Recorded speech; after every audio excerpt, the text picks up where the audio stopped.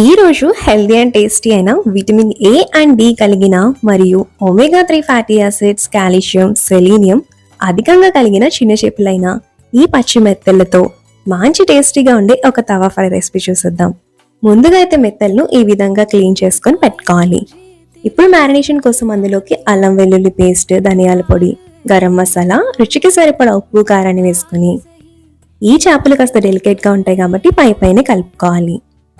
ఇప్పుడు ఒక ప్యాన్ లోకి నూనె వేసుకొని సన్నగా తరిగి పెట్టుకున్న ఉల్లిపాయ, పచ్చిమిర్చి వేసి కాస్త వేగాక మ్యారినేట్ చేసి పెట్టుకున్న చేపల్ని వేసుకొని ఈ విధంగా పరుచుకోవాలి. ఇప్పుడు చేపలంతా కూడా ఒకవైపు వేగాక రెండో వైపుకి తిప్పుకొని వేయించుకోవాలి. మనకి ఇవి చిన్న చేపలే కాబట్టి త్వరగానే వేగిపోతాయి. ఈ విధంగా రెండు వైపులా చక్కగా వేగాక కొత్తిమీరతో గార్నిష్ చేసుకొని మంచిగా సర్వ్ చేసుకుంటే హెల్దీ అండ్ టేస్టీ అయినా మన మెత్తల ఫ్రై అయితే రెడీ అయిపోతుంది. సో ట్రై చేయడం మర్చిపోకండి.